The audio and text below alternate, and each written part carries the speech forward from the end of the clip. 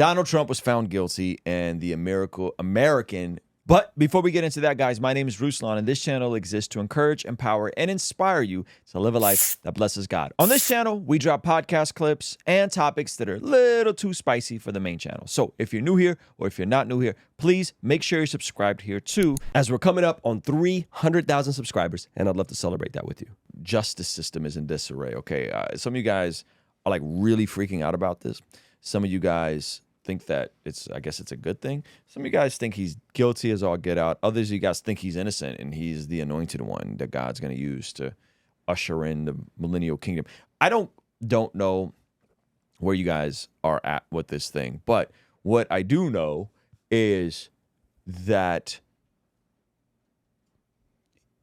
the guilty verdict isn't going to do what they think it's going to do.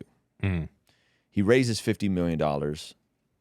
And by the way, I'm not a Trumpster, just so we're clear. I'm not a Biden guy either. So those are guys like, who did you vote for? Neither of these goobers. I didn't vote for Hillary. I didn't vote for Trump. I didn't vote for Biden.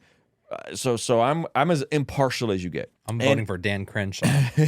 And my buddy Kirk Kennedy always says, vote your conscience, but never sacrifice your conscience for a vote. I'm voting for Jocko Willink. I would vote for Jocko. I don't know anything about his politics, but I would vote for Jocko. Just straight, strong leader, straight vibes. He's got the jawline. Yeah, he's got the jawline. He has a couple of jiu-jitsu gyms down in San Diego. Yeah. Can't go wrong with that. So here's what's going to happen. This is gonna backfire. And this is already backfiring based on the amount of money he raised the very next day. The very next day? The very next day. He made what? $53 million. Oof.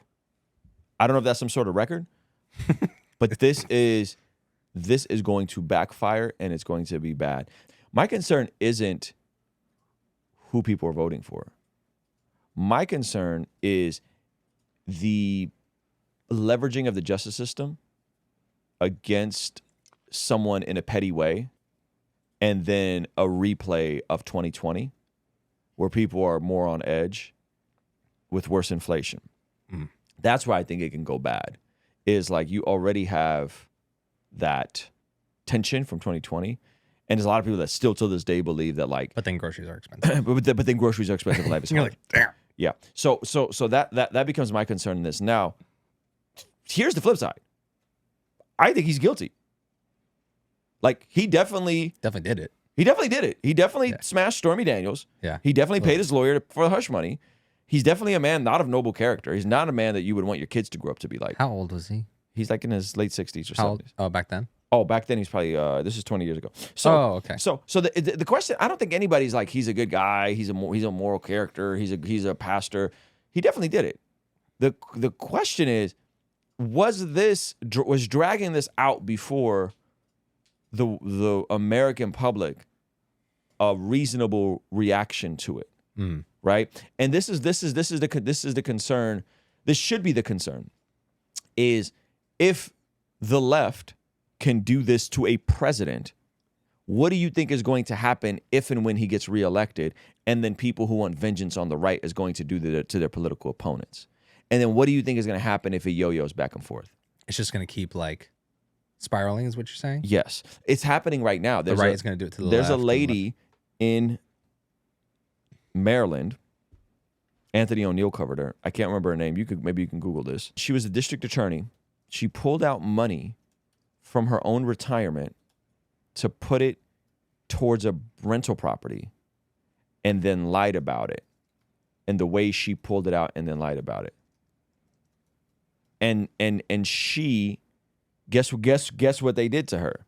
They dragged her through the justice system, and the same thing that the left is doing to Trump, they're doing to this lady. It's in the grand scheme of things. Are you really is the juice worth the squeeze? Mm-hmm. Right? In the grand scheme of things, like this situation, you're going to see more situations like this. Baltimore's former top prosecutor spared for mortgage fraud and perjury. Right? And so what happens in this situation? This lady uses her own money, lies about how she pulls out of her retirement to get a rental property, and then they like make this big witch trial over a $5,000 withdrawal from her husband, and it's not. It's illegal. It's a nothing sandwich, though. But it's a big, and that's what the thing is with Biden. Like, I mean, with Trump, right? Like, it's like a Freudian slip. It's a well, Biden too. Like, what's about to happen with Hunter? Now Hunter's in trial. Yeah.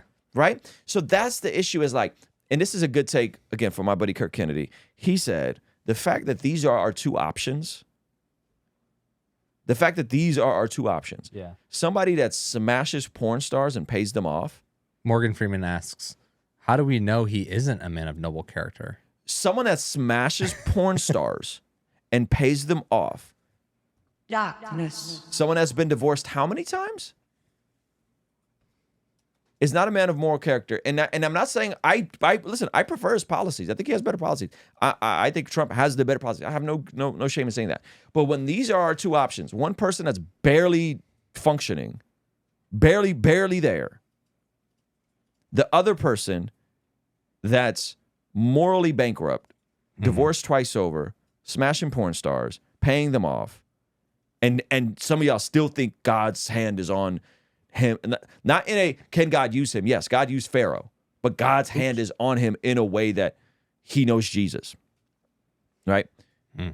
If these are our two options, this might be the judgment of God on our country.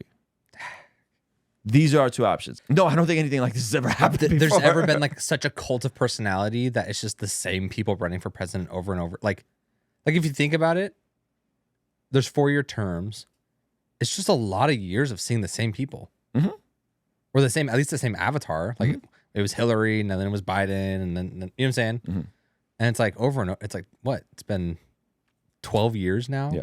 And those of you guys that are like, don't judge Trump too harshly, like keep that same energy for Biden and his character. Don't do that. The scriptures speak out against unjust scales. You are to judge correctly. Use your discernment. This is not a man that you would ever have as a deacon in your church. This is not a man.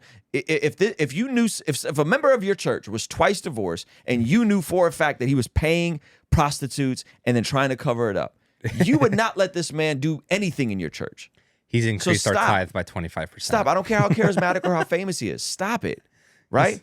Now, that doesn't mean that, like, I think he's going to win. And I think he's the lesser of two evils, but they're still morally corrupt men. Right?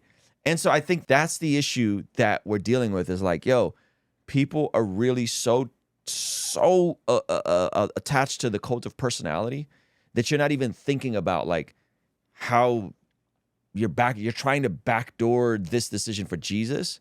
And it's not like, just say you like his policies better. Yeah. Just say you like his policies better. Just say you think he needs to drain the swamp or you think the left is worse. Fair enough. I agree. I'm not mad at anybody who votes for Trump. But to be like, this man is a moral example for our country. It's like, well, now I will say that, you know, this is going to ricochet. And so this is going to get weaponized. This is going to get weaponized against the left. The left's going to do it against the right. That's the bigger issue is like, what does this happen to our judicial system? So to quote Kirk Kennedy, vote your conscience, but don't suppress your conscience for a vote. I'm voting for Trump. Vote your conscience, but don't suppress your conscience for a vote. Listening to all of that and go, I'm voting for Trump. Yeah, I mean, if that's the conclusion you come to, I am not. I live in California. It doesn't matter. Yeah. Woo! Yay, me! What president has ever been morally good? I mean, it depends what you mean by morally good. To me, morals is irrelevant as much as character. So someone that like doesn't cheat on their wife, someone that does, right? Like, so like what president has been morally good? I don't know. I don't think that Barack has cheated on his wife. Maybe he has. I don't think George Bush has cheated on his wife. Maybe he has. There's a lot I disagree with George Bush on the war and going into Iraq and Afghanistan and how all that was handled. But like, at least he was like a stand-up guy. You know? Like, you know what I'm most bummed about the Iraq war? Huh? Is that when I started watching videos on YouTube and all those veterans are like pretty bummed. Okay. Like they're just like, that was a waste of time. Oh, it was totally a waste of time. And I lost 2 legs. Super waste of time. And it's like, damn. And they're going to be way more likely to have mental health issues. Yeah, like I'd rather the guys that actually went there feel like they did something, but they're like, nah, we actually didn't do anything. Yeah. Yeah. And again, it's not like we're not trying to compare like who's more, like that's not the point. The point is these are our options. This might be the judgment of God. That's all I'm saying. I think that's a fair and balanced take. And I can't vote for any of these guys personally. I can't vote for either of these parties. I'm way more conservative than I am anything else. But Trump has flip-flopped on abortion now. Trump has flip-flopped on a number of things, you know, that I think like, oh man, you actually helped usher in these things and now you're flip-flopping. I think Biden is like asleep at the wheel. Oh, 100%. He's checked out. toast. They got him on some good drugs and he's competent when he needs to be. How many hours a day do you think he spends in bed? Do you think he's actually up? I don't know.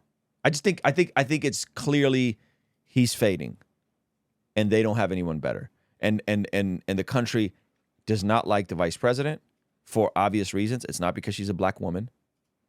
They don't like her for very obvious. She's a terrible politician.